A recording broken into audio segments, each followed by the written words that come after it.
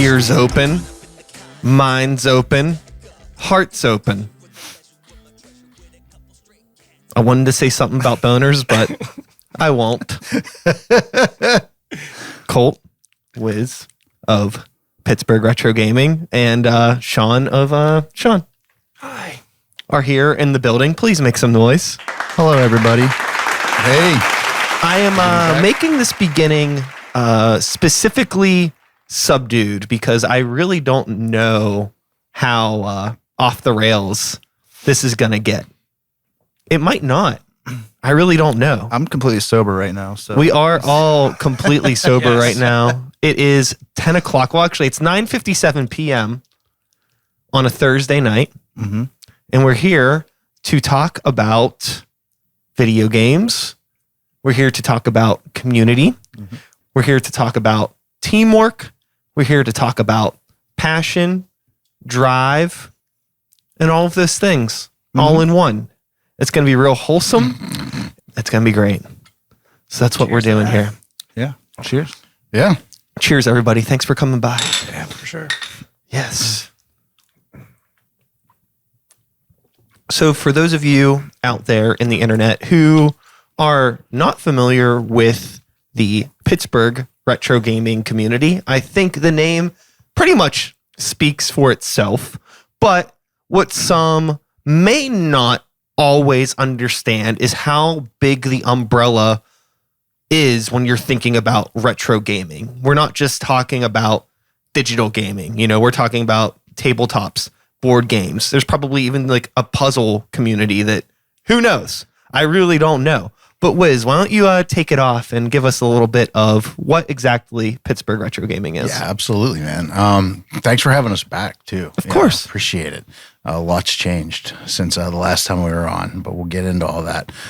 Pittsburgh Retro Gaming is a celebration of everything geeky and gaming in Pittsburgh. It's like the Yinzer's hub for, anything that we grew up with in like the 80s and 90s and even moving into like the early 2000s now. For some of these folks, you figure we're 2022 now.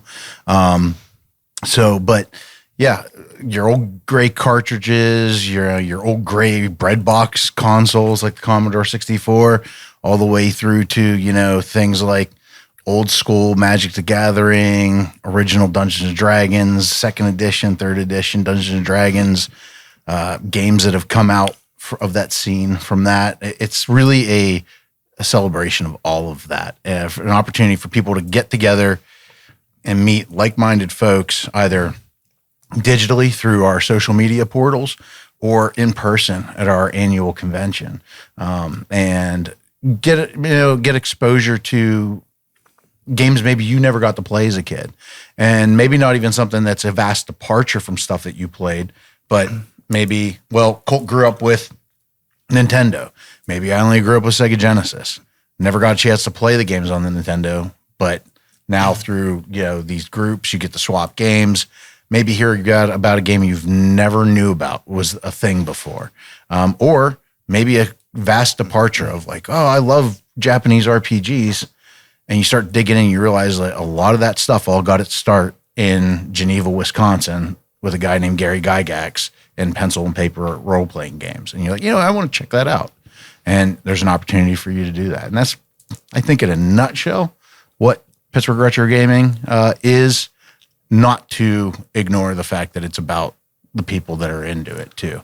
And that's a huge part. That's something that I love about it because I get to meet some really awesome people as a result of it. And not to confuse people, Pittsburgh Retro Gaming is our Facebook group and kind of the community that we've built. But the convention is Pittsburgh Gaming Expo. We changed it from Pittsburgh Retro Gaming to Pittsburgh Gaming Expo to get rid of the retro, so we didn't pigeonhole ourselves into just the retro category, because we want to celebrate everything gaming, not just the retro gaming. Yeah, like the PRG element of it is really like the foundation. It's the community, and this show is kind of grown out of it. And the one thing that's true for retro gaming is it's always changing what the definition of it is. Yeah. The era that is considered retro is not a monolith. So it would be silly to, in our opinion, to just focus on that. So it's going to be really interesting to see what these video game and gaming, not even just video game, but gaming based conventions like across the world, what they become over the next like decade or two. Because you think about like what Comic-Con started as and what they are now. Yeah. I mean, you're good luck finding a comic book at Comic-Con sometimes, right? yeah. And it's interesting how like, you know, that's a result, I think, directly of what people's idea of retro is. You know, it's funny because now you bring up something like a Commodore 64, and there's such a niche group of people that are into that, which is probably like akin to like people that are into like Silver Age comics. Well, that's because like, the N64 was awful. Yeah. But yeah, no, you're right though. I mean, it's a subculture of subcultures in that regard, as far as like, you know, gaming. You can be, oh, I love Nintendo, and you're literally just talking about Nintendo 64. Or somebody else could be like, oh, I just love everything Nintendo, like I love everything Disney. Well, that's what's actually super interesting, because now you can have people, like, we live in a time where people can genuinely love Marvel and they've never touched a comic book. Right. That's, for most people, I'd say that's probably their gateway to Marvel now, is the films and the TV shows, and the printed media is the deep dive. It's like the equivalent of like that, like I said earlier. Well, let me go experience and explore Dungeons and Dragons, even though I've never played a tabletop RPG, but I love RPGs. It's really surprising, and maybe we're just like ahead of it, because I mean, Marvel had been around for decades and decades and decades before it turned into what it is now. But I wonder if we'll get to a point where there is like a video game monolith that is more popular for a medium that isn't like, do you think there will ever be a time that Nintendo's more popular for like a film franchise? I mean, they haven't had good luck so far, but do you think they'll be popular for something outside of video games or like another publisher? Is that even a possibility? I mean, who's to say? I think to a degree Nintendo already has probably reached that status though, because they really are like the Disney of that industry. You know, they're building theme parks now. So technically they're a Universal. Yeah, they have toys. It's Well, already yeah, bled into right, it. yeah. So, You know. but yeah, I mean, how long until that footprint expands? And are they in Universal in Japan? There's one in Japan too. There's right, one in that they're building. Japan, and then Canada? Mario World? in Yeah, Mario Japan? World is open in Japan. It is almost done in Hollywood, and they're going to be doing it in Orlando as well. Oh, that's amazing. Right.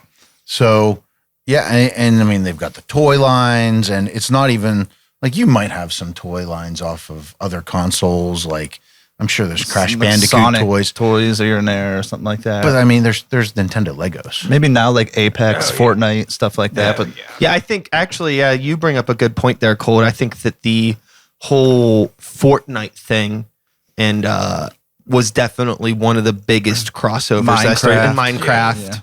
Yeah, that was definitely a pretty interesting crossover in terms of just the amount of product that I would see for it in a department store and not even realizing that it was a video game, you know? And also Fortnite is like assimilating other brands from different things. Like you see like different skins from like Marvel, they come out, you see a pop up, and then it'd be like now the Turtles with the game, stuff like that, Yeah. you know.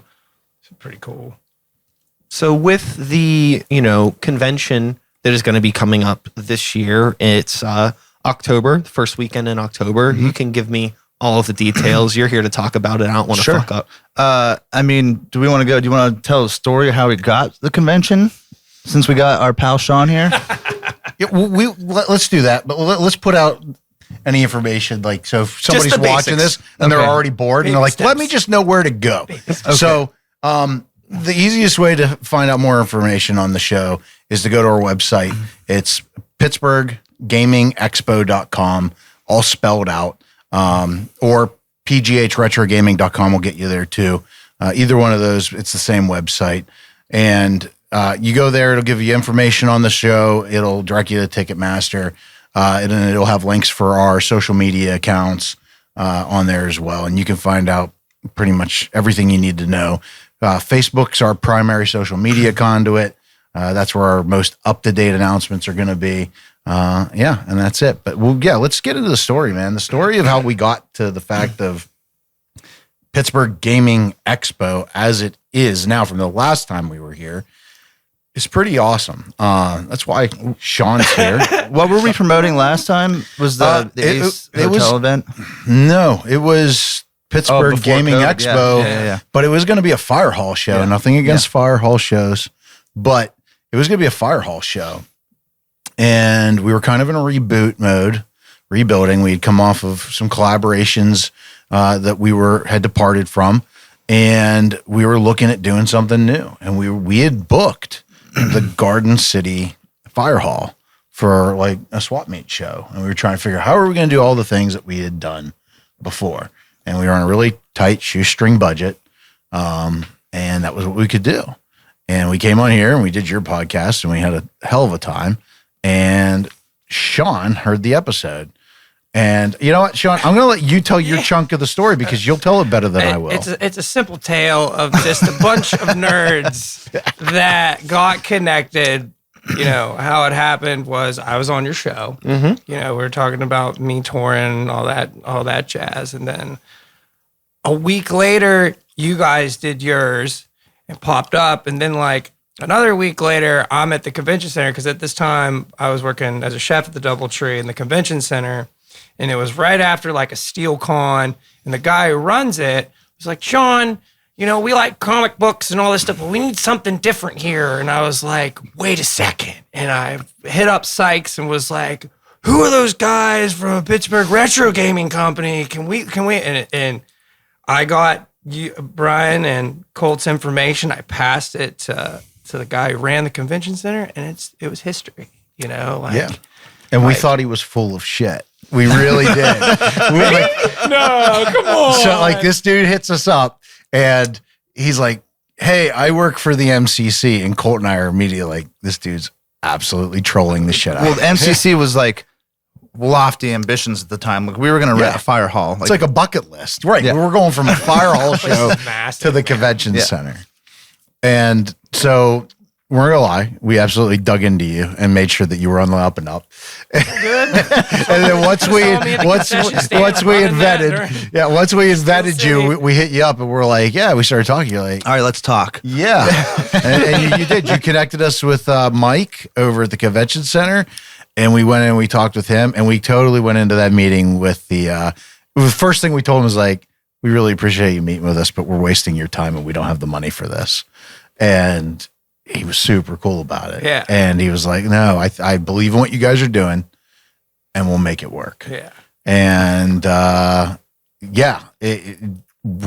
from there, we went into, holy shit, we might have. We got to put on a convention. A real thing. Yeah. We got it. Yeah. Sean's not full of shit. And that was a yeah, right. Yeah. Told you so. So that was, you nerds. that was Come on, what, bro. October of 2019. Yeah. Roughly October 2019. And we went into crazy panic mode. We rebranded. Yeah, we Just figuring. actually did things the right way and established an LLC and did some, adult things. Sure. And we were full speed ahead. And then the world shut down. And we tried to figure out, we had to navigate that show that had never happened before through a global shutdown. And the whole time, the convention center was awesome about it. They worked with us. They were, they communicated. And if it wasn't for that, there's no way we could have gotten to where we eventually got to. And finally, last October, we launched the show, and it was amazing. Yeah, we launched a show that came from being on this random podcast with one of my best friends. How about that? Yeah. Hey, community. It's about time you did something. For me. Dude, it was great when I went last year. I went in and saw the bands, played the games. Me and my wife my wife and I are both huge nerds. So indulge, and it's Mike. I'm pretty sure it's Mike Vento who runs it. Yeah, and he just comes out of nowhere and he's like, "Look, Sean, you did it. Because I was just like, because when he was talking about SteelCon and how great SteelCon was and something else, and I was like, we got to do video games. You know, there's Replay FX, and which was unfortunately they went away, didn't under it? because of COVID. And you know, we have a storage unit full of CRT televisions that we got off of those guys. Wow. Yeah. But yeah, that was Pour one a out good for a replay. That was a good story, man. Like just coming in and I don't know the look on both of y'all's faces. Like Wiz had his Pac-Man suit jacket on. Colt was dressed to the nines too, and like I walk in and it's just like, you just when you see something that come to fruition right in front of your eyes, and I was just a nerd trying to help out nerds, man. Yeah, no, dude, it's like it hit me right here, man. It's like the most wild thing. But it's really, really cool that it did happen because there is such an amazing power that you have if you just like reach out and do like the smallest nice thing for someone. Mm-hmm. Yeah.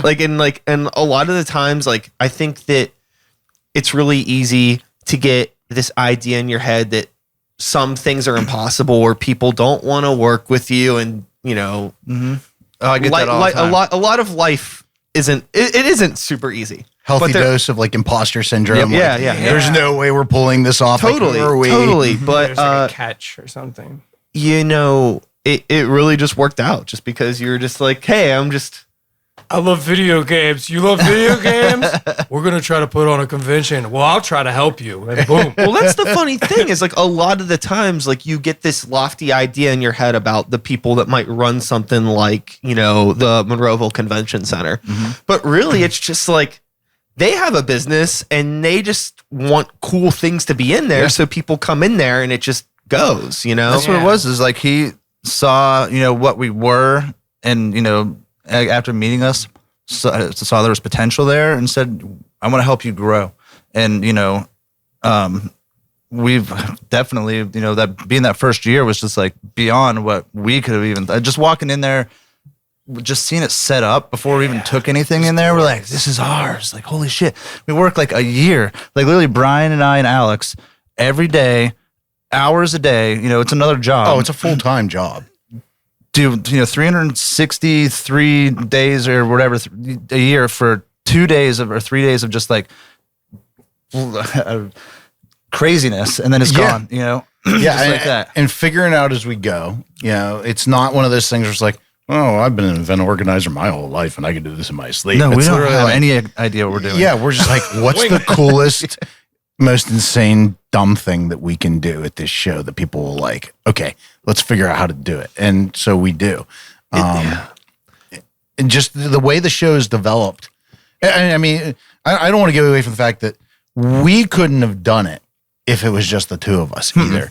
Like, we have such an awesome team of like truly passionate people who would throw themselves on a sword for, I don't want to say for us, but for the community is and what it's become. Like, they will put in hours, they volunteer their time, you know, they make sure that the attendees are having a good experience. They curate the community throughout the year. They're moderating the website and the page and the Facebook and stuff every day, you know. Doing physical labor, moving hardware, testing consoles, hanging flyers. And it really was encouraging because we've been working at this for 7 years. Mm-hmm. You know, PRG started in 2014. Mm-hmm. So, I mean, to see that it's grown to this, and we're not like the biggest Facebook group in the world. It's not like we have 20,000, 40,000 members in PRG. We have like under 5,000. But in that 5,000, we were able to find a solid team that wanted to make it happen, and they believed in what it was that we were, the vision we had. And as a result, now you've got a show where I truly believe Vento thought we were just going to be a sweaty swap meet show. I really do. I think he was like, okay, I know who's coming. I see these people all the time when they come to SteelCon, and that's who's coming, except these people are going to buy video games. And then he saw it and he's like, well, Brian and Colt, this is a lot bigger than what I thought it was going to be. That's Mike. And we're like, yeah, what'd you think we were going to do? Like, I mean, we never told him it was just going to be boxes of games for sale.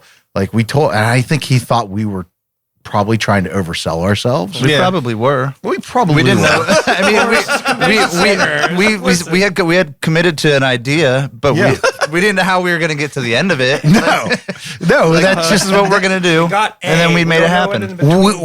We continue to fail forward. Yeah. Just like you wrote the script and then you had to go find, the people to make the movie. Yeah. We sold the movie. Right. We have the plot. Yes. Exactly. You have the plot. We Casting just don't know how call. you're getting there. Exactly. And I mean, the things that the community has stepped forward, new communities have grown out of this community.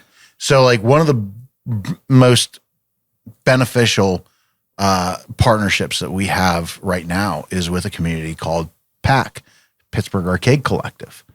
Pittsburgh Arcade Collective did not exist. It was just an idea. It did not actually exist in any way, shape, or form until I managed to get in touch with a guy by the name of Mike Ho. And Mike Ho owns Focus Factory, does all the video work for the show and stuff like that. We started talking about, different ideas.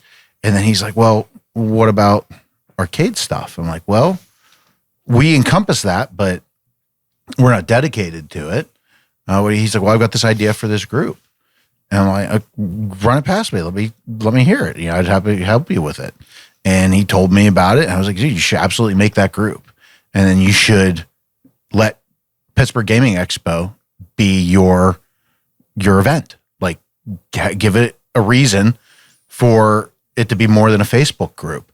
Like a car show is great. A car group on Facebook's great, but a car show is way better. Mm-hmm. Same with an arcade group. An arcade group on Facebook's cool, but an arcade group with a convention attached to it is killer because you can bring your cabs, your pins, or buy and sell and swap.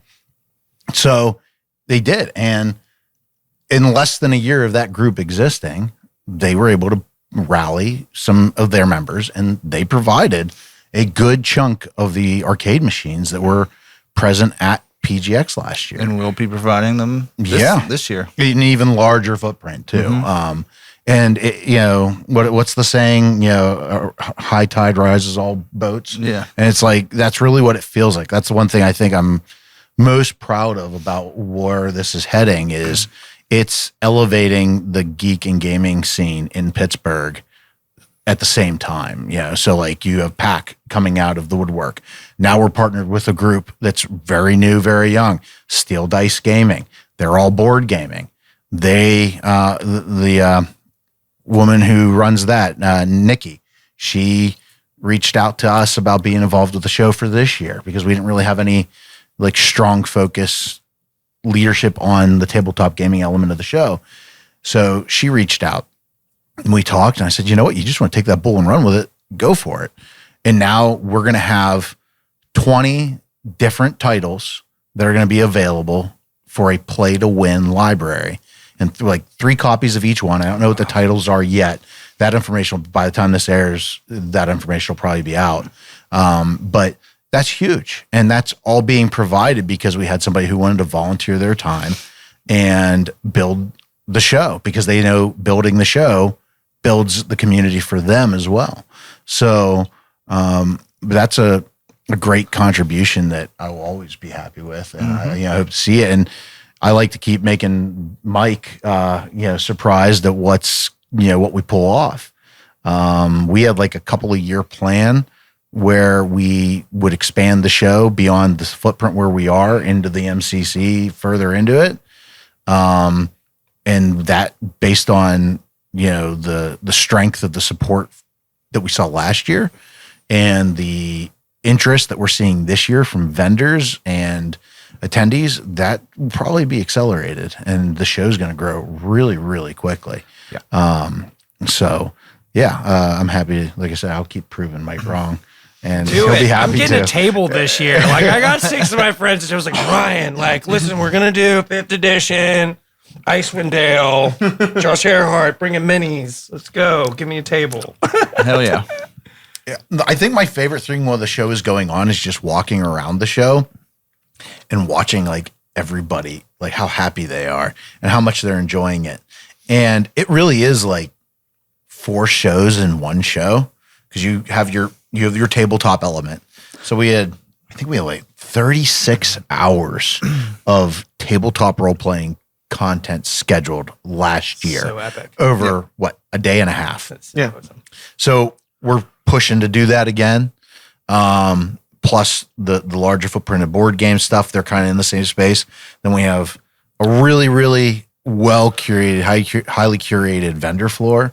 Like no Anderson siding a window at this show. Like you've got every single booth Yeah.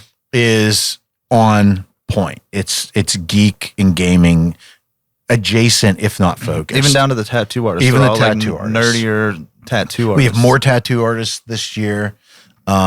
Yeah, I mean, so it's like it's a tattoo show, it's a vendor show, it's a board game show, it's a tabletop RPG show, it's an arcade show, it's a pinball show, it's a retro gaming console show, There's music. and it's a there's live music show, There's live music. and it's a cosplay show, all in one. all And in such a small area. Like we packed it to the brim. I'm looking at the floor plan. I'm like, there's no free space in that place at all. You can't put anything. We can't fit very much left at all. no, and I mean we could, but then people would be walking on top of tables. Yeah. So, yeah, it's a good problem to have though. Yeah. After 1 year of doing the show, yeah, we have a Of wait wait list list, yeah. for vendors that is almost as long as who we have Yeah. booked. It grows every day. We get emails every day from people. And we would love to have every single one of them. Yeah. So the goal for 2023 is to have everybody. every single one of them. So we'll see. Yeah.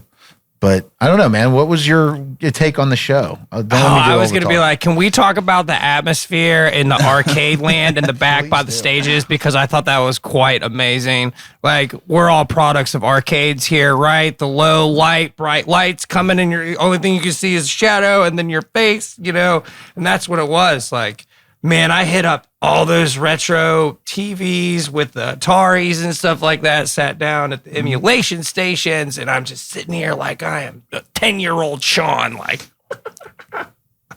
I just loved every moment of it. To like all those pinball machines in the corner, and the only thing you can see is those bright lights and everything, and the pinballs going and the noise. There's gonna be a lot more If you could pinball. just close your eyes and just listen to the sounds, like, man, true arcade haven back there, dude. It'll be even more this year. A lot more. I'm there. I'm gonna, like I said, I got a table. I'm there. I rallied up the group. We going out. We're gonna be there. And we have a longer time slot now. We have the MCC till 1 o'clock. Yeah, we go from 10 a.m. to 1 a.m. on Saturday. All right. And you know something, a little something about the, the later hours of the show. I certainly do. So, yeah, it's going to be killer. It was one of the biggest complaint. I don't want to say it was a complaint. One of the biggest bits of feedback that we got last year was everybody's like, man, I wish there was like an after party or something. And we didn't really want to do an after party because that sounds like a lot more work because then you got to do that somewhere else. Yeah. So we said, well, let's just extend the show and just keep the game lounge going, schedule the tabletop games even later. If you want to schedule like a D&D session where you get a little more visceral and a little more colorful in your language, cool. Let's schedule that from 10 till like 1 a.m. and go ham. And so we did it this year. And that was another, Mike's like, are you sure you guys want to go that late? Like, Mike, we'd go 24 hours a day if we Right. could. We just don't have the people to do it. That was one of my favorite things about replay was once it got late and there was no more ambient light coming into the convention center, was just hanging out in the arcade from like, 10 o'clock, 9 o'clock at night until 1, 2 in the morning. So we want to bring that back. And that with the extended hours, we'll be able to. So That's pretty sweet. yeah. I think we're gonna have more consoles this year too. Yeah, because we have more people involved with that. I'd say like 75% of the console footprint that we have is all community provided too. Yeah, so You're going to be doing more tournaments? we're working on the details for those. I missed the Guilty Gear tournament last year, and I'm really mad about that. Okay, So bad guy for the win. we will pass that along as a request for a return of the Guilty Gear tournament. Please. Give me any of them. Yeah. We are going to have fighting game tournaments. That is Yes. absolutely a thing. I don't know at this moment on what is it, the 30th? The 30th of June. I don't know what that lineup is yet, but they are working on it. And that's something we wanted Just to throw in have. some pop-up tournaments. Fine. Somebody piece of paper. Yeah. All right. It's like, who's this guy running this tournament over there? Don't worry about it. You just We're going to have Tekken over there. Soul Calibur, Guilty Gear, Blaz Blue. He's got a megaphone. Walking around. Dude, I will. I'll wear a goofy hat too or something. I don't care. With all of this excitement around, the convention that's going to be coming up and all of the positive things that you've learned and all of the things that you want to grow on and expand, what is maybe something that you learned was maybe, if there is anything that maybe wasn't such a good idea, or anything that you maybe learned from that you can use to your strengths moving forward that I would say probably the biggest adjustment that we learned from last year, and again, this is pretty much everything we learned from community feedback.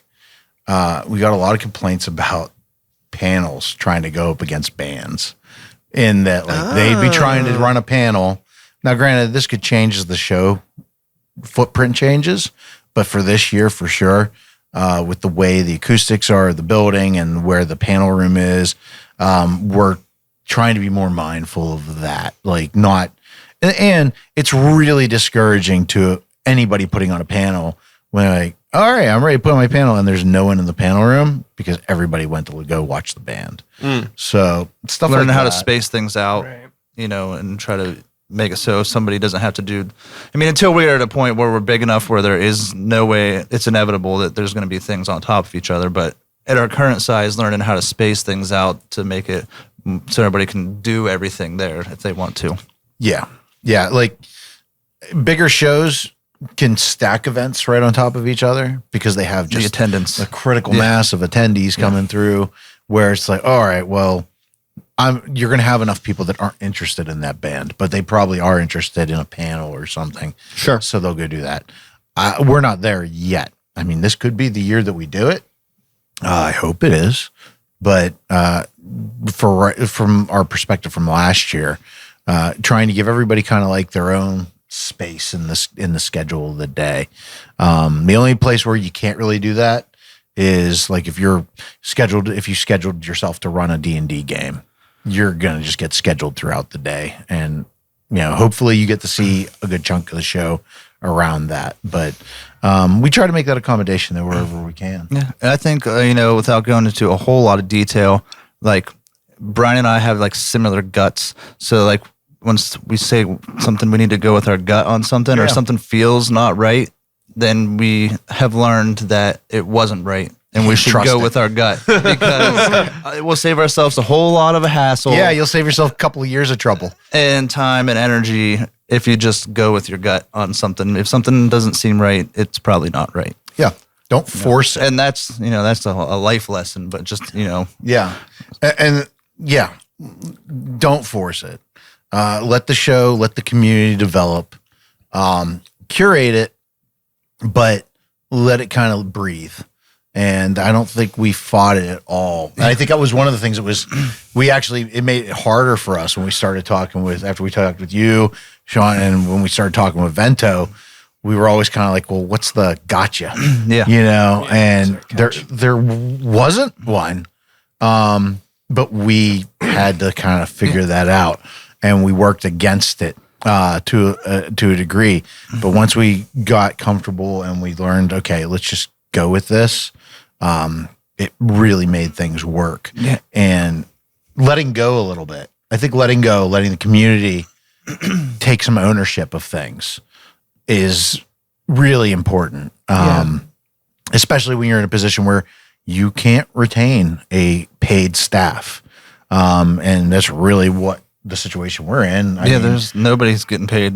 Yeah, Anything money we get goes right into the next event. Yeah, we own the company, but that's about the extent of it. Like, we're not getting compensated. I'm not quitting my job tomorrow to live on fat PGX cash. Yeah, I'm not Scrooge McDucking it, through my just vat of coins. And that's just being humble enough to know that we're not as big as other conventions, and we don't want to portray ourselves as so. We're just letting ourselves grow. We're not organically, right. and not trying to fill our britches too quickly, Yeah.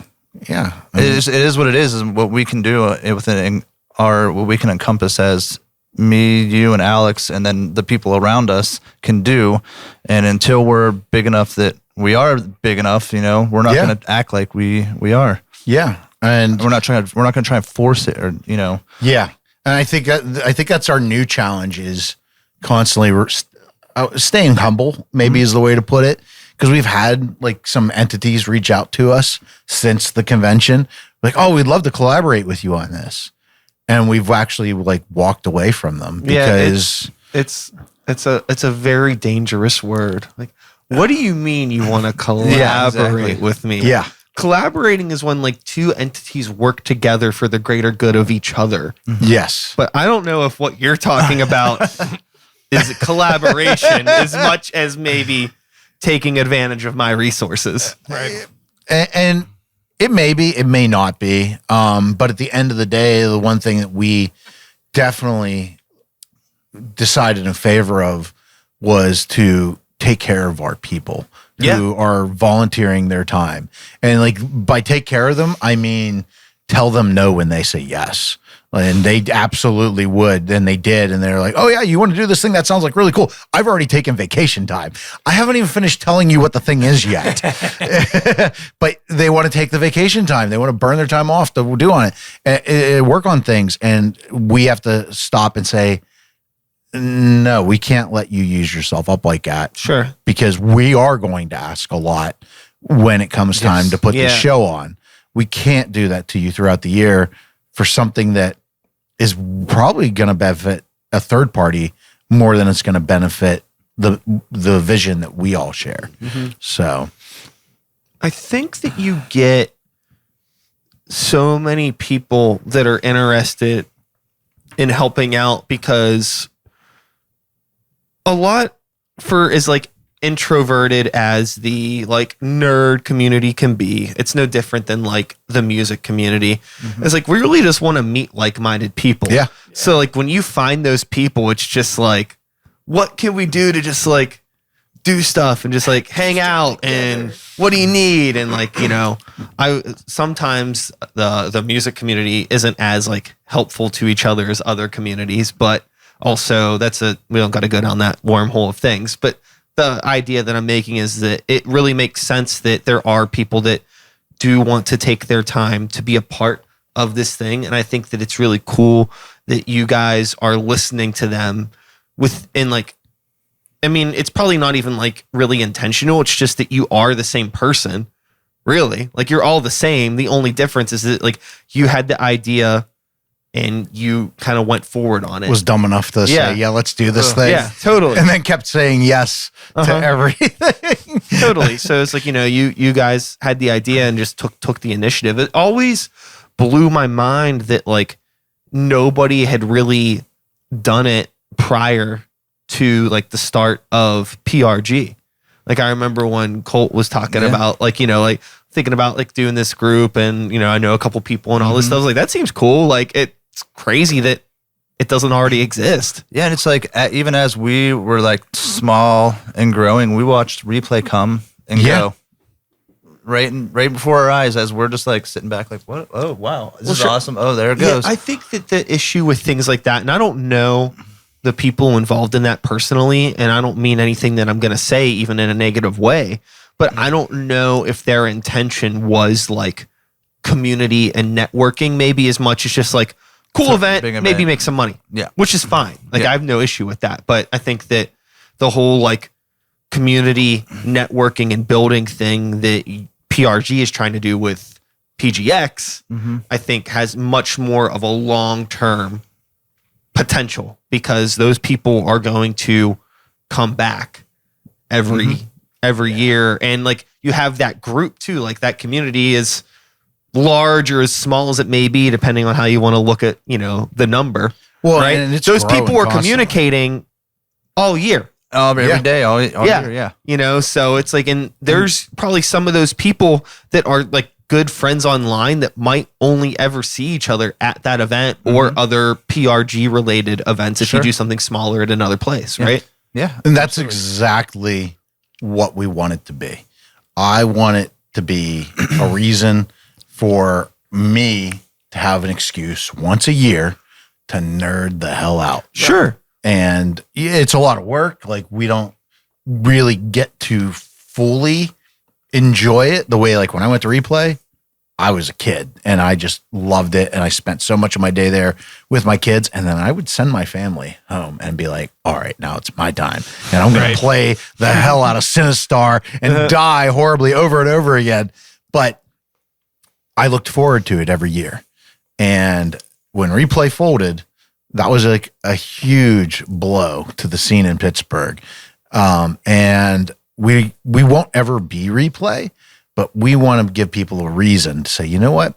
That first weekend in October is mine. And I'm going to go and I'm going to see my friends who I haven't seen all year. And I'm going to hang out. We're going to play games. We're going to play Dungeons and Dragons. We're going to play Pathfinder. I'm going to beat my friend's ass in Street Fighter or Guilty Gear. I'm going to see what pinballs are there because pinballs are huge and big and bulky. And I want to play pinball. So I'm going to go and I'm going to do that. Sure. I'm going to listen to some music and just make it that once a year thing and just keep, as the community supports it. And that's really what it is. The more the community has supported this, the more the show has grown. Because we're not a national convention by any means yet. Like this is all local. This is no big money behind it. No. The money that's behind this show is 100% community driven funds. Technically, the real physical dollar bills that we made at the first PRG meetup aren't still in our pockets, but they're invested in this show from 2015 or whatever it was when we did our first meetup. We charged people $5 a head to enter the old Game Masters Pittsburgh location. We leveraged that money into doing other events, and we just kept building it and building it, building it. So not only will the show grow in scale as far as footprint in the venue, we would love to see the show grow in footprint in days. It doesn't need to be a 1.5 day show or a 2 day show. It could be a 3 day show or a 4 day show. And that would be phenomenal. Sure. Yeah. And the funny thing is if you were to do that, that would help give you the space to not have like some things stepping on top of each other. Like we're talking about with certain events, like you could have a lot more focus on like maybe some panels and things earlier in the day on, like a Thursday, early Friday, Sunday type thing. And then more of the loud shit can be happening on your Saturdays. Sure. I mean, like new elements to the show too. Like even just this year, we have guests. Yeah. We didn't really have guests last year. We had a couple of homies who are still involved this year, but they're like local guys. And it was kind of one of those things like, yeah, I'm local. I can come and show up and like, I would, gladly be involved with the show. This year we have the artist for the original Mortal Kombat, Paul Niemeyer, if I'm pronouncing his last name right. I might be butchering it. Sorry, Paul, if you're watching.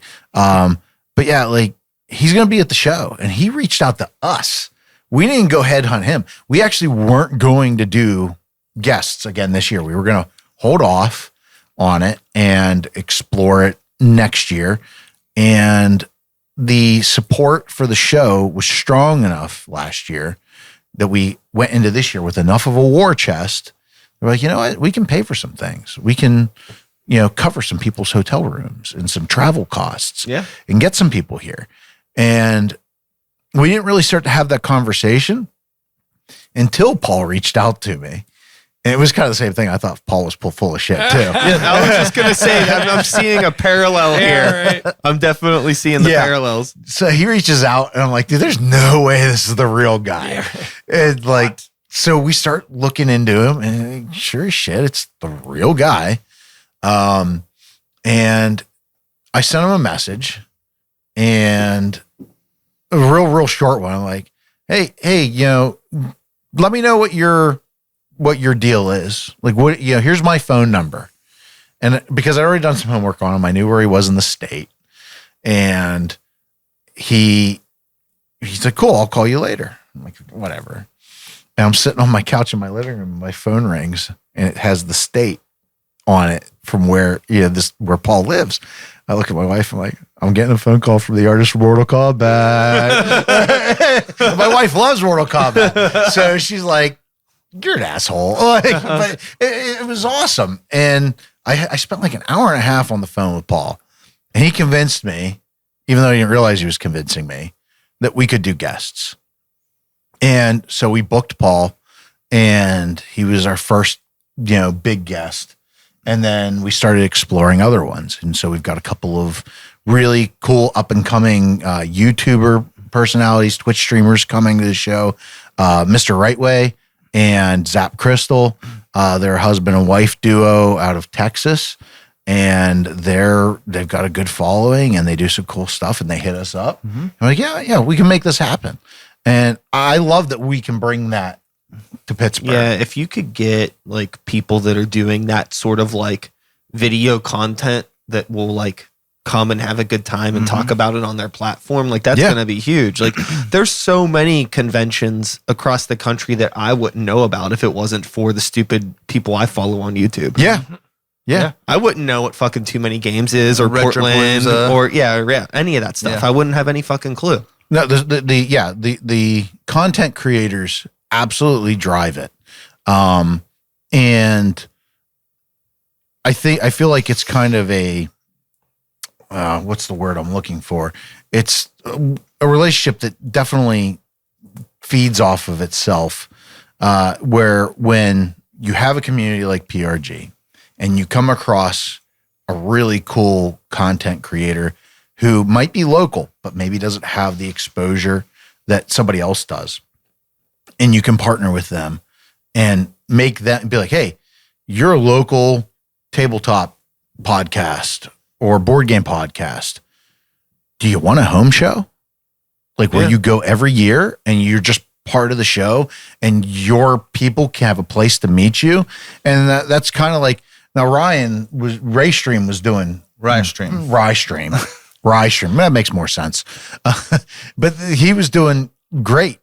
But now he's got a spot where his following can come and meet him in person. And we've partnered with me and Steve Talk RPGs.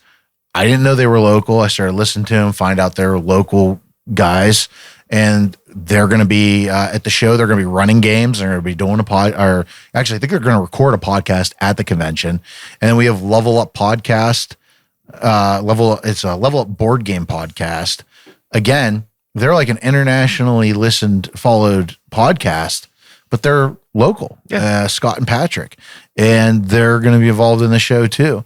And I like that we can bring in some elements, some guests from outside of the region, and then at the same time bring a spotlight to the people that are doing really cool stuff here. Dude, like there are so many people that are so easy to get along with, and they do really, really cool things, podcasts and all of this sort of shit, right?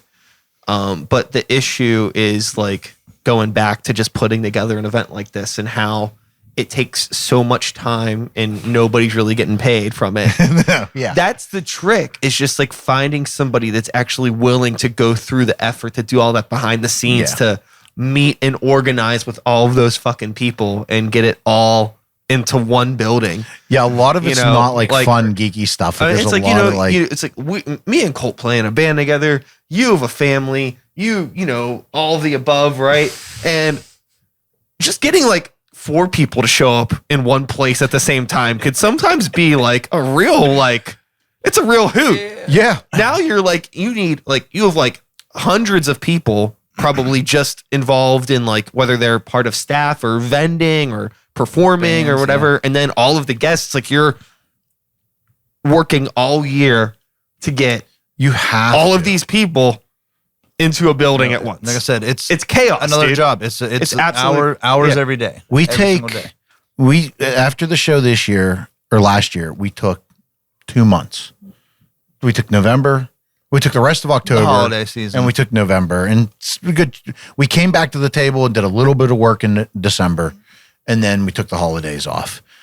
And I'll tell you what, I kind of regretted it because I was like, oh, I could have got stuff done because it is a ton of work. It really is. You're just silly things like building out a schedule for 40 plus hours of tabletop games. It just doesn't do itself. You know, you have to like put the time in, and it's tedious. And you got to make sure that the people that are submitting games aren't just like, submitting junk that your attendees aren't going to enjoy, just so they can get in for free, So yeah, and you got to manage all the people, and everyone that's involved in the show is very interested in where the progress is at all times.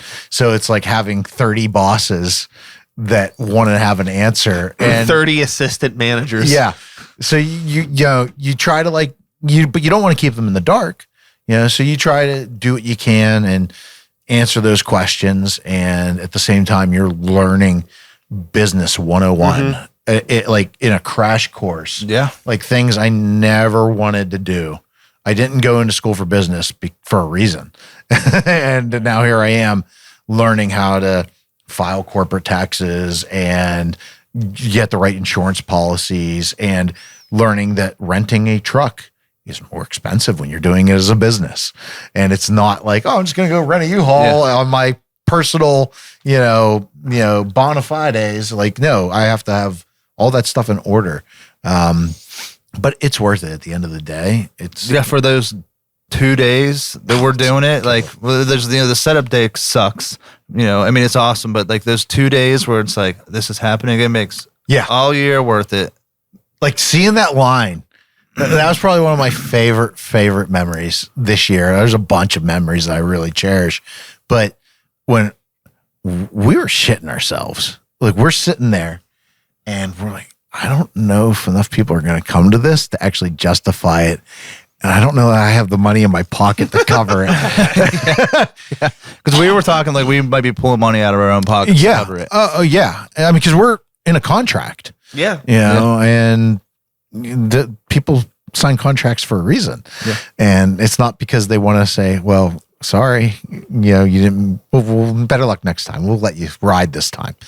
And we're there, and it's probably like an hour to rope drop, and there's not much of a line outside, and about half an hour from rope drop, I think it was Lexi.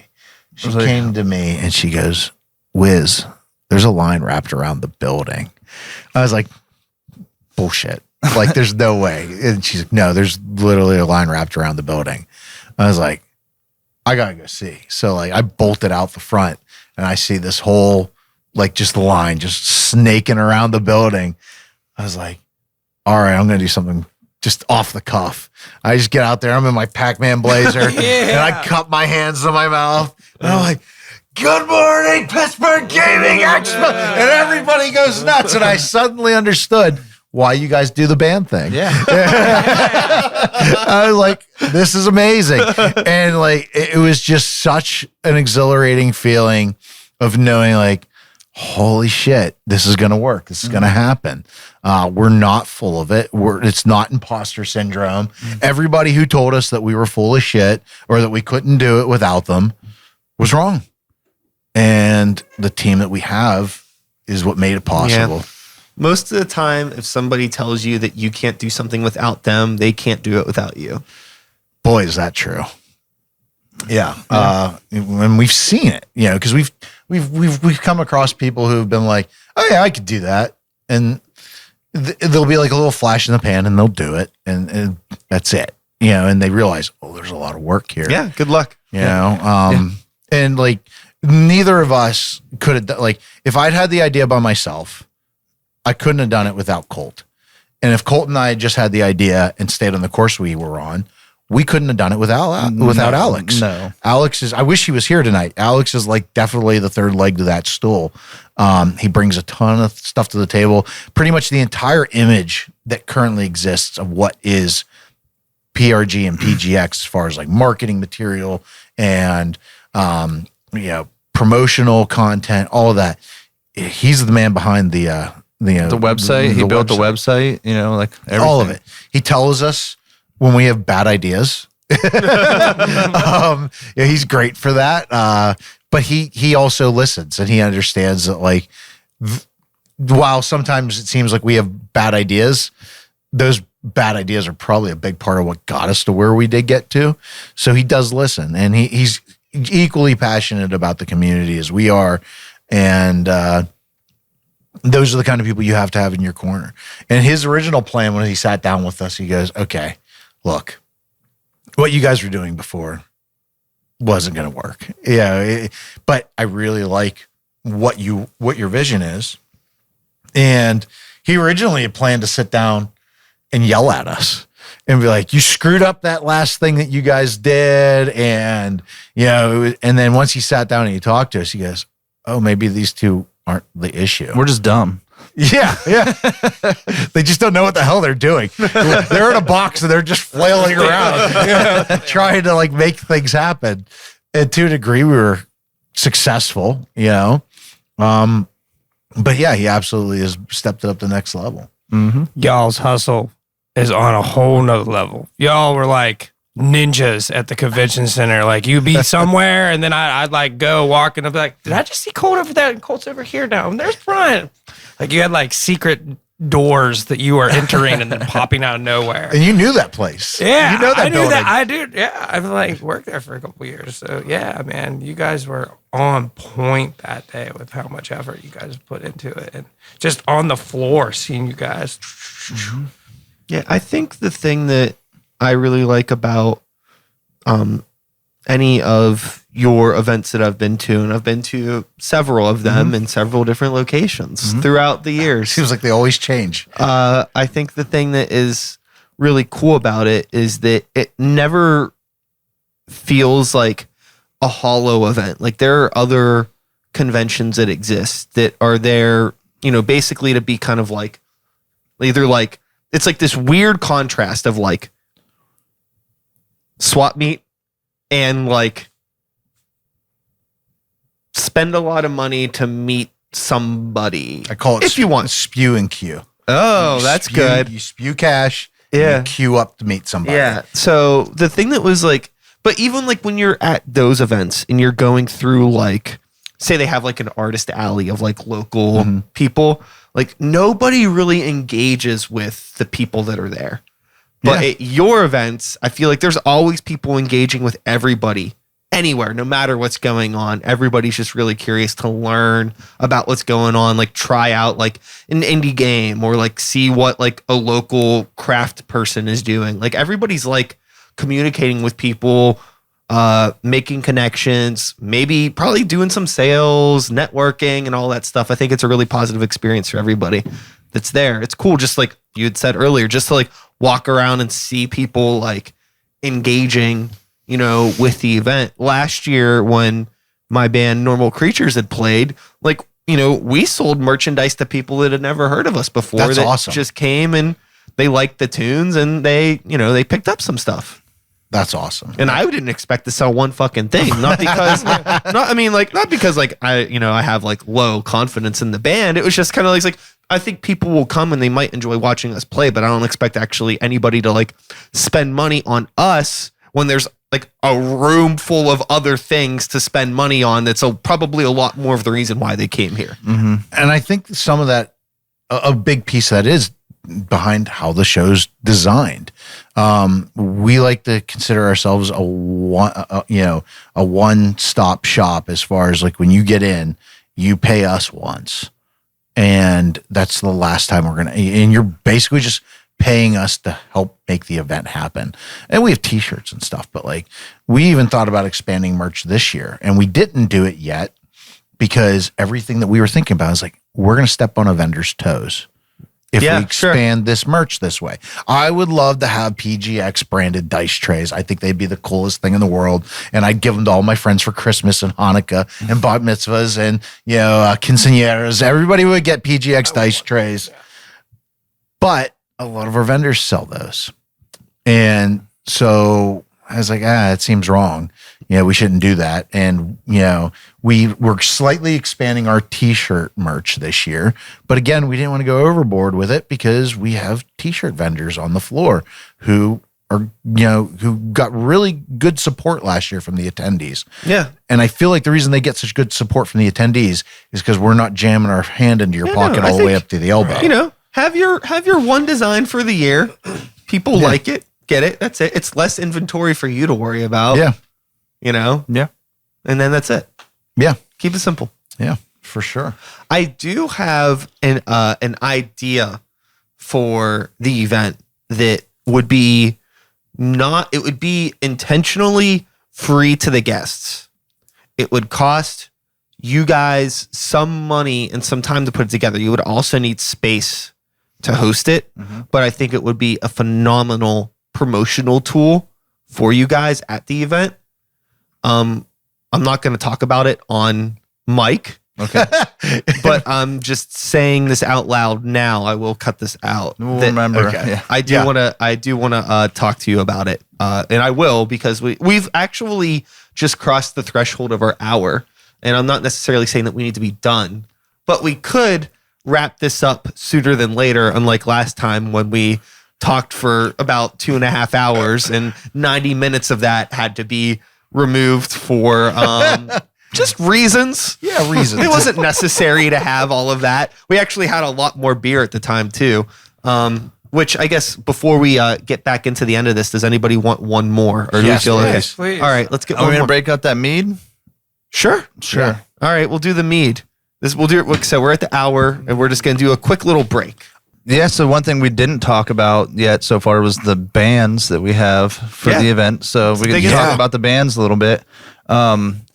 We have 2 returning bands from last year, and then some new bands. So I guess we'll just start from the beginning. We have a Rush cover band called Caress of Steel City.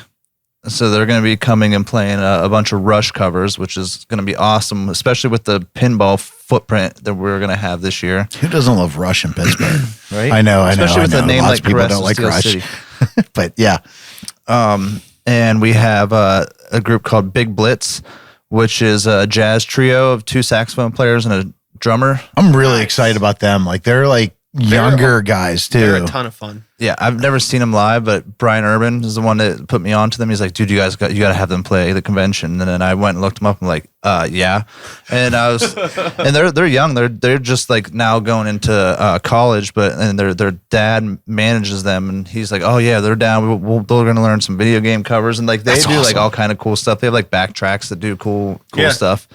And then we have Danimal Cannon coming back again because he's almost like Love Dan. A house band for us at this point in time. And Viking Guitar coming back again because those dudes they rip. Yeah. And then we got Master Sword, which is really good. I like Master Sword. A power metal band about Legend of Zelda. What's better than that? Yeah, right. So they were actually that was an ultimatum levied on me by my daughters. They were like, Dad, you have to get Master Sword this year. And I said, well, if that falls on Uncle Colt, and if Uncle Colt doesn't get you Master Sword, you can tell Uncle Colt you don't love him anymore. And then we have you. You're going to be doing a rave, a DJ set for us, which is going to be pretty freaking awesome. Man, I'm excited. That's like a party thing. Yeah. I'm excited for that. I have some real wacky ideas for I that. bet. Emily requests at least one K-pop song. I can try to work some K-pop in. Yeah. See, maybe one year Synesthesia can get on there, and that'll just give our band a reason to learn power metal versions of video game songs. Which is cool is I'm playing with a couple of the bands in August at Madoff Power Fest. So we're the Master Sword and Well, not this year, but we were talking to another band who's playing Mad at Power Fest for next year. We're already talking about next year's stuff, which is cool. And you were saying the Kick-Ass and Chew Bubblegum, we actually have in communications with the voice actor for Duke Nukem. Oh, really? Yeah. Kick-Ass and Chew Bubblegum. It's ridiculous, like the people that are coming out of the woodwork now to like talk to us. Yeah, next year's band lineup already potentially is like so sick. I'm like, we just have next year already. Yeah. You guys are this like glowing beacon that is like pulling everyone from the woodwork, community. That's the big thing, Sykes talking about. It's absolutely. Like that community, like watching it just like rise to the surface, and now it's standing up and glowing. Like, hey guys, come be yourself, be a nerd, Sure, have fun. Yeah, bring your kids. You older kids. Whenever the kids are done, Get this get that in your face. I'll get it in my face hole. I had a buddy who came up to me last year, and 2020 was a hard year for everyone. And I won't say for a lot of people, 2020 was a hard year for everyone. And a good friend of mine who I've known literally since I was in like mother, toddler, preschool. We grew up together. He's like an uncle to my kids. His kids know my birthday. They'll call me on my birthday. Be like, hey, Uncle Brian, happy birthday. He came to me like at the end of the day on Saturday. And this dude's not like a real emotional cat. But he was like, you could see he was holding it back. And he's like, thank you. Like, just thank you for this. Like, my kid had so much fun. And it was the kind of thing. And it was one of those friends where, we have a couple people who were like, hey, man, just come into the show, And he wouldn't accept it. He's like, no, I'm paying to come to the show. You guys are busting your asses. I'm going to pay you. And I'm like, all right, man. So he paid to get in. He is, dude, I'm coming both days next year and bringing my kids. And it was a ton of fun. And this is like a guy who works his ass off like you, he's in, a skill trade and, dirt under his fingernails, busting his tail every single day. And this gave him a weekend where he could be a kid again with his kid. And like, that was amazing. I think that's something that is really easy for people like us to unfortunately take for granted. Cause like we're all the time, you know what I mean? There's, arcade cabinets in my fucking house. I got a wall of fucking every DVD and VHS tape I could ever want upstairs. And like, my life is surrounded with all this stuff because I kind of never grew up. In some ways I did though. In some ways I did, but I found a way to balance it. And a lot of people, I think, kind of bought into the idea that you couldn't balance all of that. Or maybe life got ahead of them. Sometimes it's just too hard. Yeah, whatever. Busy, whatever the reason is, busy, it really doesn't matter. And it's none of my fucking business. But I think you'll get people that their only experience in it at all might be going to an event like that. So they're going from like 0 to 10. And like, I think it's fucking cool and I'm around it all the time. So I can't even imagine somebody that has been so removed from it. Right. Being put into that. Like, what the fuck? That's insane. But things are so different too now for like my kids, your kids. Yeah, you got kids, right? No, not yet. Not in the club. But like organically, Parent side. right. When we were kids, whatever. When we were discovering like X-Men and Mortal Kombat and Street Fighter 2, we were discovering that shit organically and on our own terms. There was no adult like, hey, little Sean, there's this awesome game, and If I'm you're going to lucky, go there was. and teach you. Exactly. Yeah, You roll into an arcade and you see this blue ninja throwing this ice at this guy throwing a spear. And you're like, what's that? Right, like Westview Plaza had an that? I arcade. got quarters. Ross Park Mall had an arcade. I will never forget the first time I saw fucking Mortal Kombat 1. Oh, Yeah. Dude, it was the gnarliest shit. But that experience, that organic self-discovery of these things doesn't exist for kids anymore. No. So to have an opportunity to share that like organic, natural moment with your kids in a giant gaming hall is harder to come by. So when you can have it, it's really valuable. And, I think it's because it is so hard to come by for kids now, it kind of is important that, somebody's doing this and providing it, but, it wouldn't be worth it if it was, I don't think gaming conventions would be what they are if there was an arcade on every corner like there was back in the day. Yep. Sure. Because my buddy would just take his kid to the arcade. He wouldn't go and say, well, we're going to wait till October 1st and 2nd. But they're few and far between these It's days. really Exactly. fucking hard to find an arcade that's not just trying to sell you overpriced beer. Yep. Yeah. Yeah. We're in a mall. I mean, like the barcade scene is awesome and like it's cool because it exists. But at the same time, I'm not taking my kids to a barcade. Right. A lot of them are, some of them are cool. There's like the 16-bit branded ones in Ohio that do like the all ages stuff during the day. Galloping Ghosts, stuff like that. I think that they have like curated a pretty like comfortable environment, but I think there's definitely some people that are Cash grab. yeah. Yeah. And I mean, I get it. The whole reason they're able to cash grab that is because there is still that desire to like experience these things. Yeah.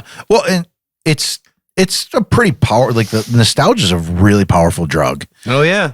I mean, when You I guys would heard of Stranger Things? It's like the show right. Yeah. that's on TV that, I mean, I don't know if it would exist if it wasn't for Exactly. 80s nostalgia. Right. I don't get to let go as much when we're at PGX because we're, like you said, we're on, you're we're running hustling. around, we're You doing guys the thing. are hustling smoke bombs. But like, Smoke bomb high. but when I would go to replay, my ritual at replay was I would walk in to the main hall.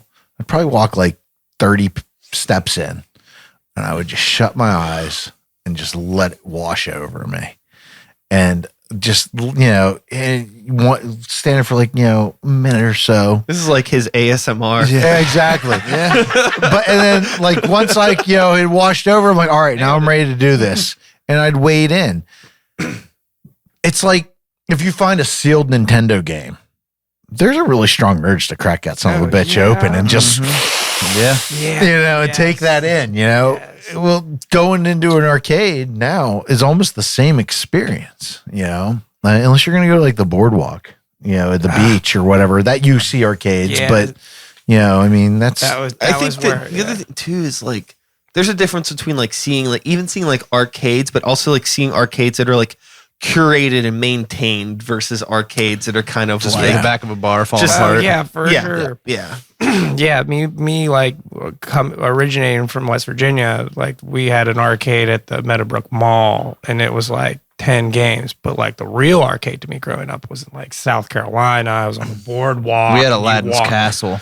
we didn't have anything fancy where I was, when we went on we had vacation. Time Out. That That was was the like big the one. glory. Like everybody would be at the beach and doing family stuff, and I was locked away at the arcade or the hotel arcade. And like, Sean, why don't you go? I'd be pale. They'd be like, what are you doing? you were at a beach room. What are you got no doing? sun. You haven't been in the ocean. And I'm like, they have Samurai Showdown. Like, Oh, dude. I was recently in Seattle visiting friends, and it was wild. Like the first place that they took me was this place. I only remember the name of the first place. It was called Shorty's. It's like a clown carnival themed bar, but like all of the tabletops were like old pinball machines in there, and they had like a little arcade in the back, and it was like decorated real cool, ton of gaming stuff. And then the place they took me to like a block away was a pinball arcade. And then there was another arcade like a block away from that. And like we didn't go to the other one, but the second one that we went to, there was a lot of like really cool pinball machines in there that I had never fucking seen or heard of in my life. And it was like, granted, it was like a bar arcade sort of situation, but you could tell that there was like, they had like the whatever it was, like some sort of like Seattle pinball meetup, like signs and like when things were going on, and you could tell everything was working. Everything looked like it was well maintained. Yeah. It just seemed like a cool place. And like, it was like this weird little strip of like cool retro punk rock, heavy metal, video game type stuff. I was like, fuck, man. And there's like a bunch of like kids walking around the arcade that like looked like how I looked like I was in high school, and I was like, fuck, like y'all don't know how lucky you have it. And they really do look like you looked in high school, because our fashion from high school is now in vogue again. Oh yeah. Like my kid's stealing my wife's clothes, and it's like, wow, you know, I mean, but yeah, it's awesome. Like the arcade, like the pinball thing, especially like pinball was like, it's a really special experience because those machines need maintained, and they need to be taken care of, and they're not easy to transport and things like that. And, you know, our buddy Chris, shout out to Starport Arcade. You know, he came in strong and helped provide a lot of those pinball machines. And, I mean, the thought of moving a pinball machine, it's terrifying. Yeah, it's ridiculous. It's a giant glass box. And like all just the little things that like, not even like the things that you could see visually, but all the little fucking gears and things that are inside of it. Bumper dust. You know, it's like you know, it's like it's a thing. I get like fucked up enough if I look at like the inside of a watch. Yeah. Think about the inside of a pinball machine. Yeah, it's like that times infinity. All the little things that are in there. Yeah. It's like, you know, like there's like digital elements and actual, I guess, like physical elements that have to, there's so much communication between things. Oh, it's ridiculous. It's crazy. And, you know, it's cool. Like I've got to have some really special experiences because of like just building this scene. A pinball game changes. Like it has a break-in period. And I like never knew this. Yeah. Like literally like the shoes I'm wearing right now that I just bought today. As soon as you said that, that makes sense because the ball's going to wear out certain things on the track. And like, in much the same way, like if you're walking through the woods and you could see there's a path that people have walked on over time, I'm sure that happens in areas. Well, and just the solenoids and stuff like that, things loosen up. Yeah. So like I got invited to an event where they were going to do an unboxing of a pin, and it was the new Rush pin that just came out, and like literally to the point like we were unboxing it and we were putting the legs on it and playing, and the play in the game changed over the course of the guitar evening. strings, bro. Yeah, for sure. So, but and I kind of got to have that experience at PGX last year. We're setting up all the pins, and Chris comes over to me, and I'm a big Stranger Things nerd. I mean, like, I love the show because it does allow me to like recapture part of my childhood and whatnot. But it's a good show, and I love the whole aesthetic behind it, and like, you know, the upside down. And he wheels in a Stranger's Thing pin, which was new. Like that came out last year. And I'm like, dude, that's so cool. I can't wait to play that. I'm going to fire that ball right down the goddamn Demogorgon's gullet. Right. And he goes, nobody's dropped the ball on this pin yet, bro. Go for it. No. And I got to drop the first ball on that pin ever in its life. And I was like, this is the coolest thing ever, you know? And shit like that makes it worth it too, you know? So you popped a Demogorgon's cherry. Yeah. That's dope. Yeah. It's a great game. It is a phenomenal game. I would love to have one in my home. But I got to experience it there, and like, you know, our kids play the games the whole time they're at the convention, but they get like that first day where we're setting up and they're buzzing around the hall and stuff like that. I'm like, go play some pinball before there's people here. So like our kids would go over and they'd get on the machines and they'd play it. But those little moments, like I hope like that's being delivered to everybody who walks in throughout the whole weekend, you know, because otherwise, what's the point? I got this year is pretty special. So, okay, so let me give you a little backstory. Like me playing video games, I always play with my mom or dad. Me and dad would always play like Double Dragon or Ninja Turtles, and me and mom always like Mickey Mouse or anything Disney, like Aladdin. Me and mom have thrown controllers at the Lion King and Aladdin multiple times. Anywho, fast forward to today, my sister has 2 kids, Barrett and Bria, and 6 and 4. Barrett loves Contra. Bria loves Super Mario World. So this year, my sister and her husband are going out of town that weekend. So my mom, my dad are bringing up the grandchildren to PGX. Hell yeah. Awesome. So I get to see like, and they've like, I was trying to explain to them what this is all about. And my mom is just like, okay, because my mom loves Donkey Kong, loves all the games. And I'm going to get to see a younger generation and the older generation just have their minds blown when they walk in. Hell yeah. And I told my sister, I was like, I will walk hand in hand with Barrett and Bria and be like, come on down. You want some Dig Dug? You want some Dig Dug? Here's some Dig Dug. Oh, Uncle Sean, what's that? Over here.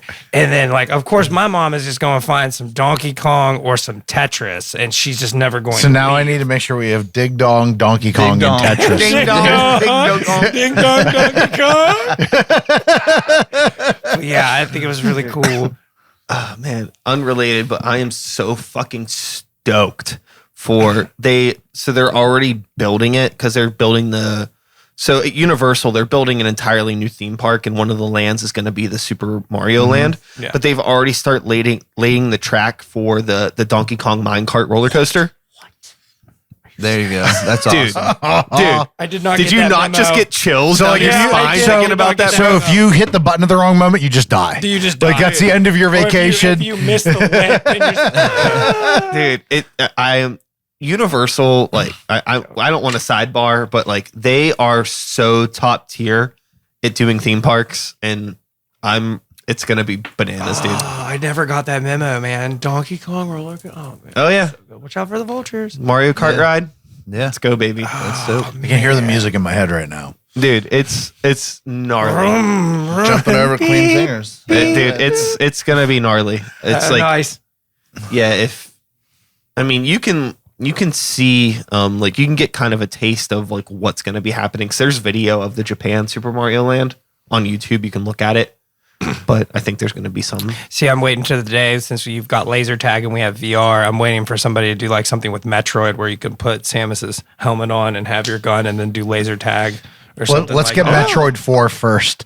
That's a good idea. We've only been waiting since the launch of the Switch. Yeah, I know. But yeah, no, that would be cool. That would be really cool. Like Metroid Prime. But it's forever. Video games 4. are forever developing. Look at what is it? Esports. Yeah. Huge. Come on, guys. Growing up, did you ever think that competitive video games are slowly starting to rival sports? It's been a slow 15 years of coming, but man, I was watching Rocket League. There's the pro stuff League was of going on today. Legends. There was 40,000 people watching live on Twitch. it's coming up. Give it another 20 years. A bunch of I would like to soccer. get- You know what's kind of course. wild though is I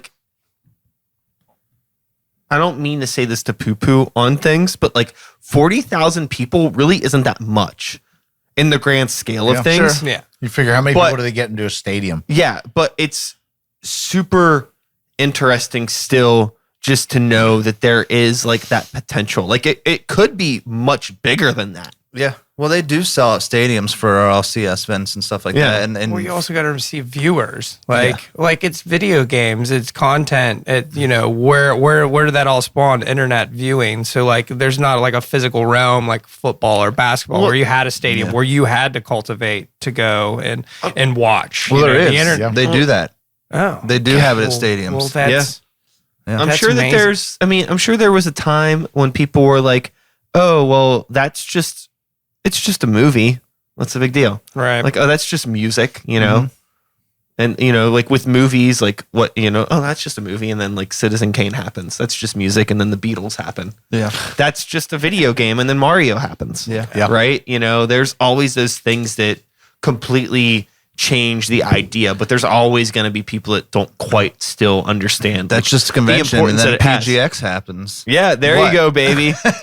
but the community is there. It's always been there. It's just cultivating it and Yeah. watching it grow. And you guys are doing a Yeah, dude. phenomenal job of that. Thank you, man. Yeah, I agree. I'm just glad to be able to stand here or sit here with you guys amongst you all with the big fucking grin on my face. well, I mean, honestly, dude, you know what's so October fucking can't come You know quick what's so enough. fucking funny, you fucking weirdo, is that I didn't fucking know you at all, and you hit me up to come on my show. Yeah. Right? So you hit me up out of nowhere to come on the show, Like, You and do then you that. came on the show, and then I knew these guys, right? And then you listen to their episode and then you hit me up about them. Yeah. So, I mean, just like being a weirdo's really worked out for you in a positive way. Weirdo. Good job.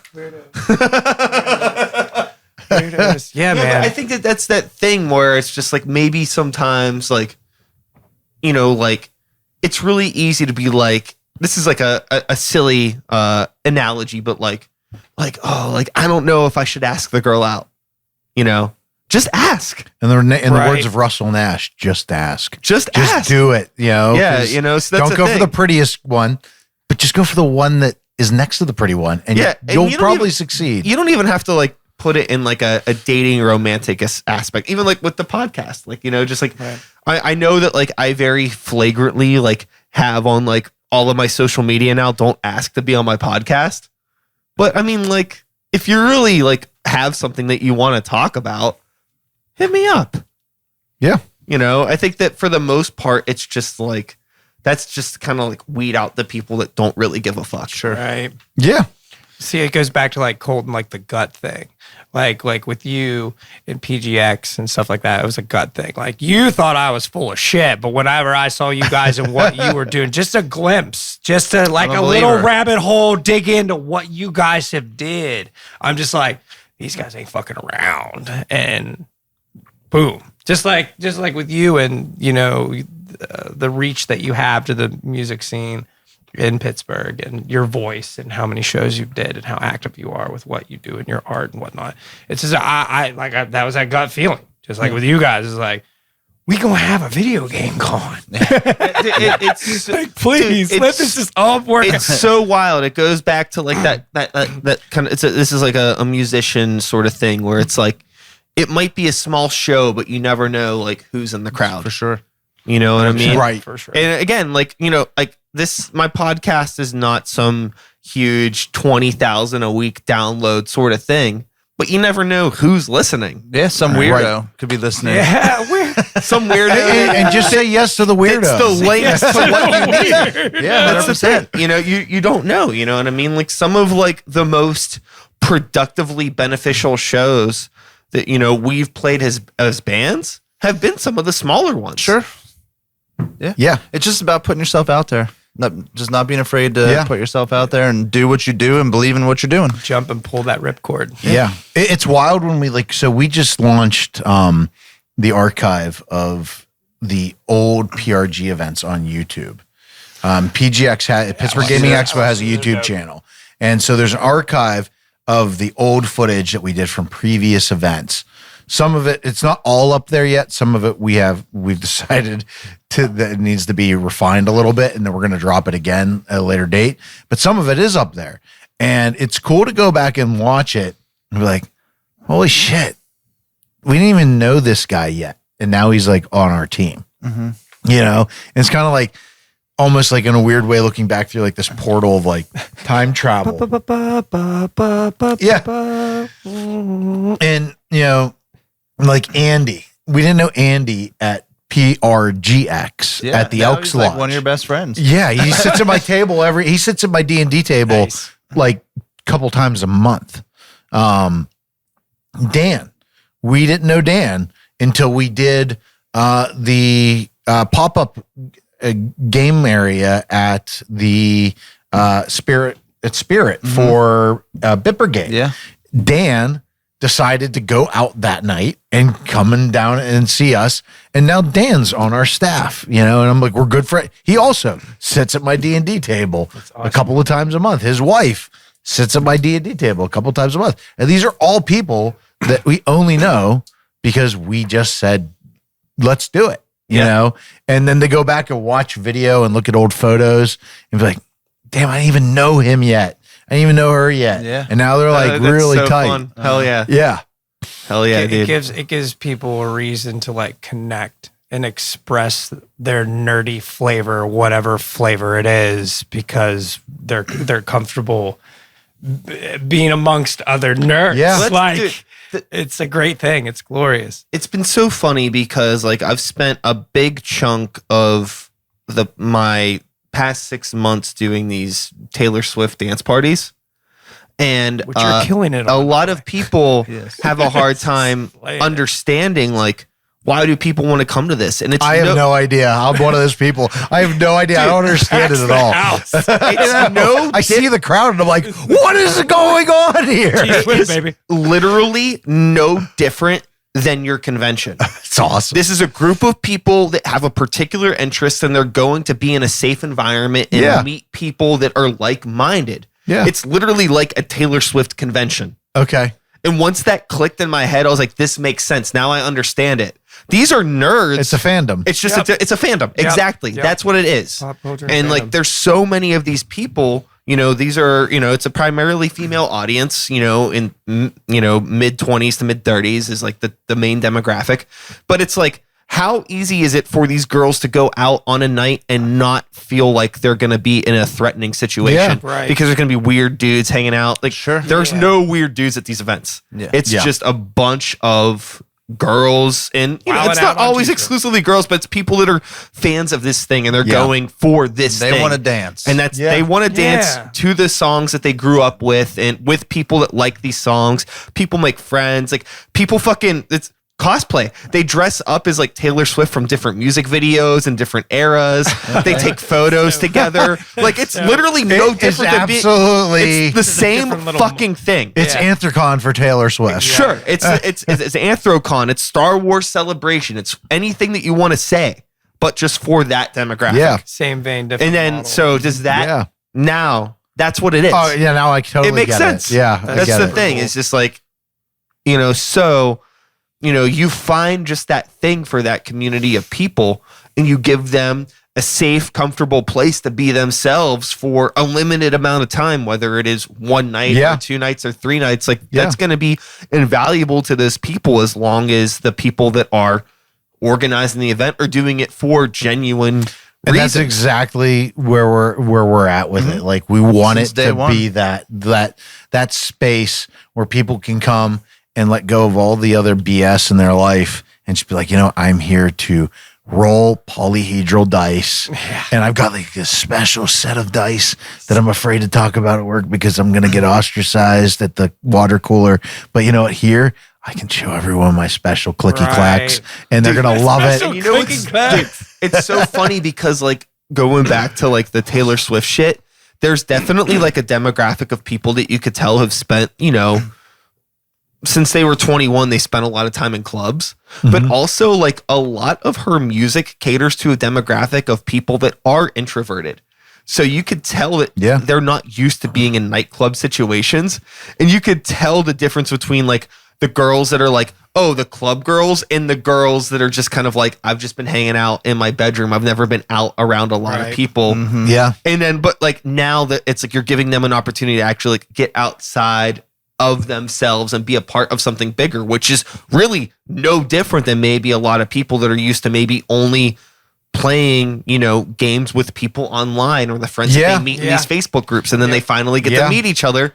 Like I had talked about earlier, you're bringing people together in a physical environment. It's like Brian and I met in a Sunoco parking lot, Through a minus shady 4 degrees Craigslist thing.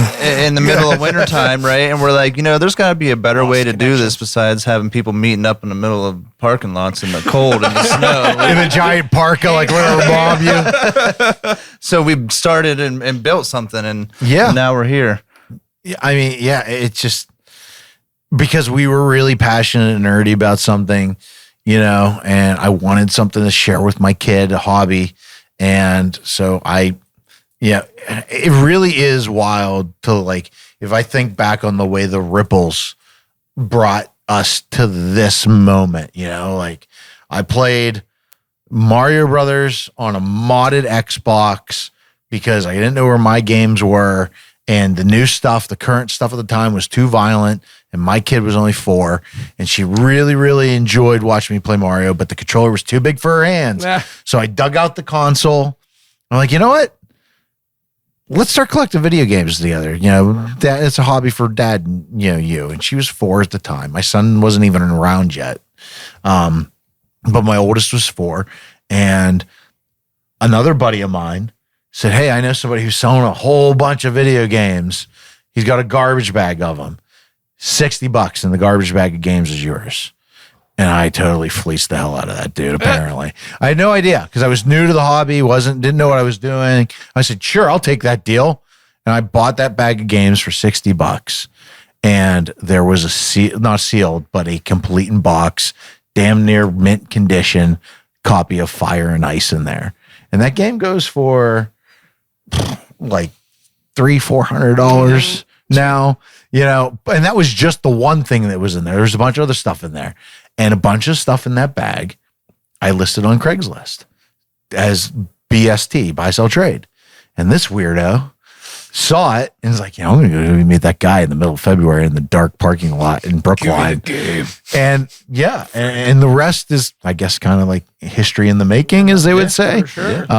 And it just, if I'd never popped in that modded, Xbox, we might not ever be here. I'd be a much boring. It's so person, funny because I feel like even like going back further, it was like, way back, pre-Grey Walker, like Ascend the Fallen days, like before, like I never was a big game collector, but we would still like hang out at the house and play games and sit around and watch like early AVGN videos. Yeah. And then like Game Chasers became a thing. I was just gonna say that's what it was. I followed you on YouTube, and I don't know if they still do it, but it would show you what other people that you followed were watching, and I was like, "What is this Game Chasers?"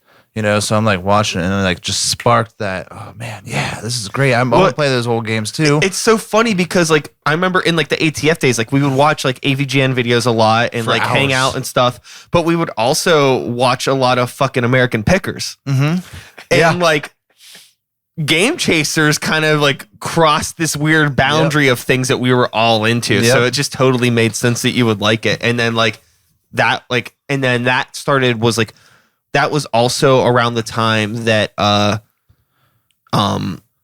like Bethlehem was doing like MagFest and stuff like that. And we started like taking the road trips to go to like video game conventions with them and stuff. And it just like became like, so we start going to conventions outside. So you get the idea of like, okay, there's this video game community that exists online, and there's people that are doing all these cool conventions because we're going to them. And then like, you start talking about like, we need to do something here, just like have like a group. And it's like, that makes sense. It makes no sense that like, we know like there's so many fucking people. Like we would have like a fucking van full of people and other people driving in cars full of people, states away to go to these conventions from Pittsburgh. Yeah. It's like, well, why don't we have something here? There's obviously enough people. It took us 7 years to get there. Well, because we skipped the step of starting a YouTube channel because Jay and Billy absolutely built Retropalooza in that amount of time. But again, like to get back to like the weird like cycle of like how it all perpetuates itself. Like those guys are out of Texas and we've met them. Yeah. Because we're of on the a community. video. Yeah, we're actually on a Game Chasers video for a split second, awesome. But yeah. Yeah, I mean, it's NC-17 stuff, but we're on the video. Hey, not to get off sidetrack, but when you guys played in Ascend of Fallen? Both of us did. Johnny B's, Greensburg. Yeah, we played. Remember that? Yeah. Segments of the Spine, 3-piece band. Barely, but yeah.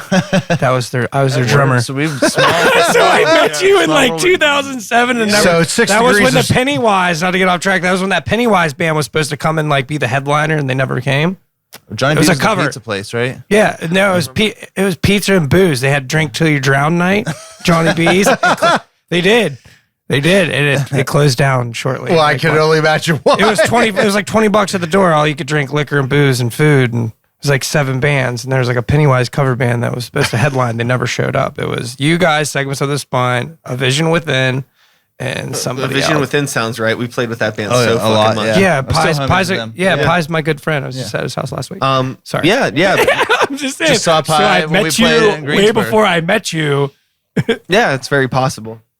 It's also very possible that it was by the Szechuan Garden. That could have been a show before I was even in the band. Because there was sometimes before you was Jake playing with you guys, Samory? Mm-hmm. Yeah. And the other band was Where Nowhere Begins. Yeah. That was another band. See, I remember. Yeah. Sorry. And Raya Stream was the Ascend the Fallen drummer. Yeah. Yes. Yeah.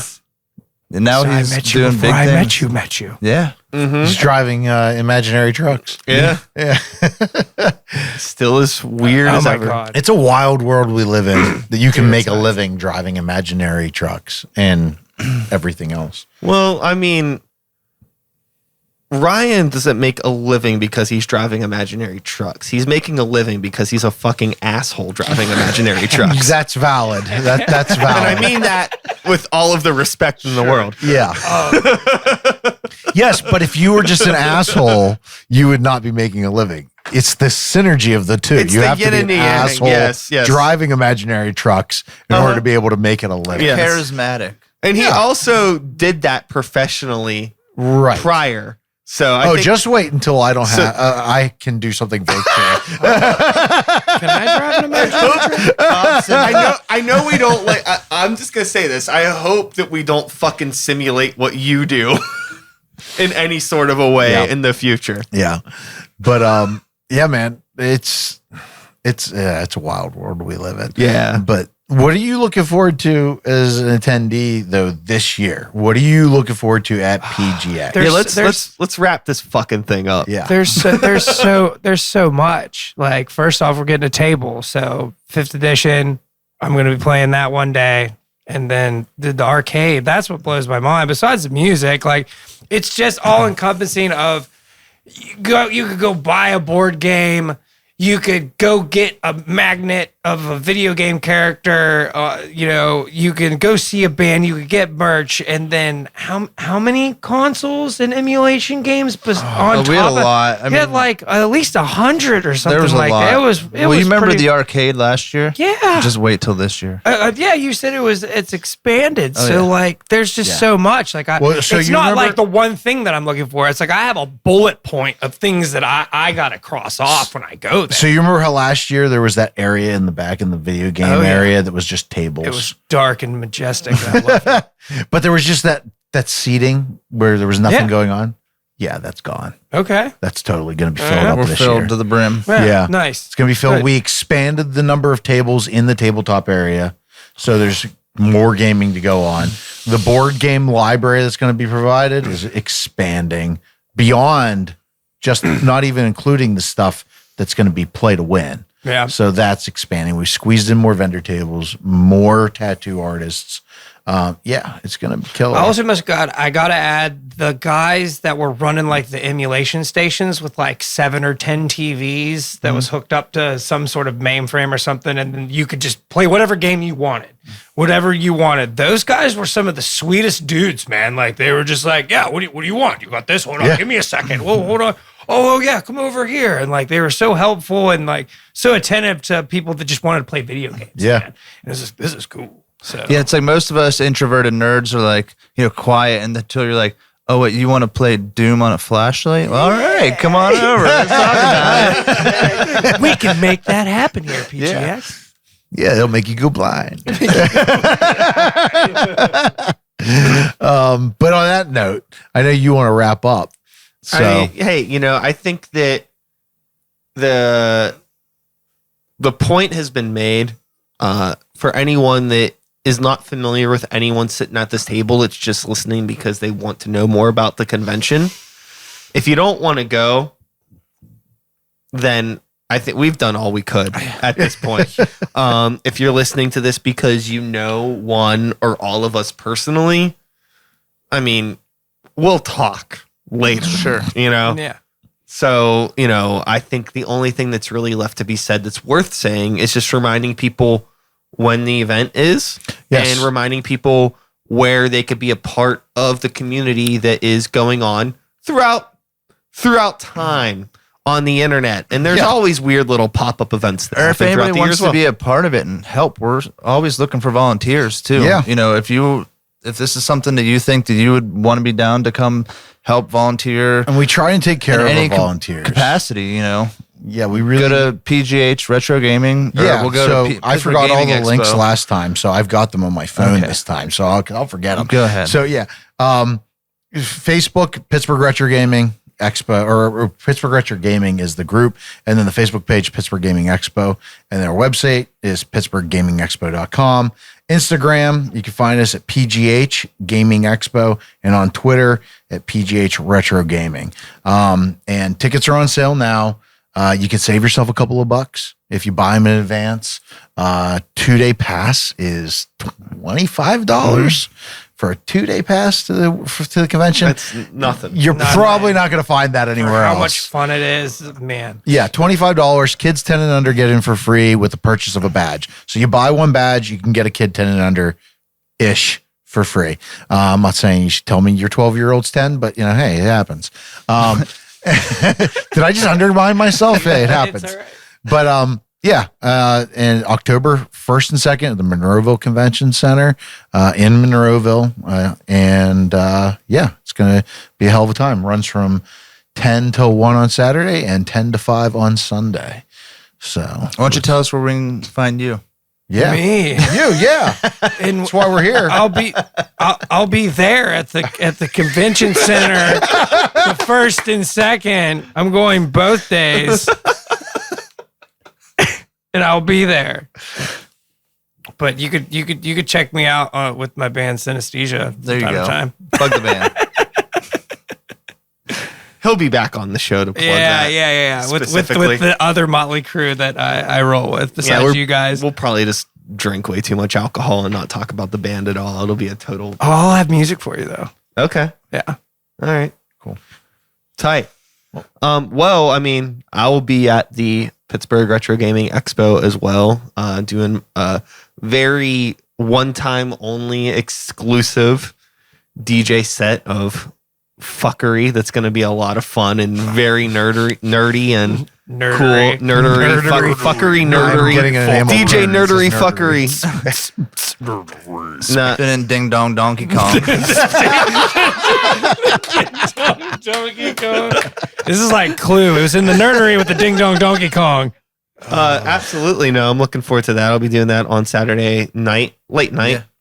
And with all of that being said, gentlemen, Thanks. Thank you. Thank you. Thanks. Who knows what this will bring this year? Sure. Yeah. It's kind of hard to top what happened the last time, No but pressure, who Sean. knows? Who fucking knows? You Yeah. never know who's watching. Hey, it's just like I said yesterday. You can't win if you don't play. Exactly.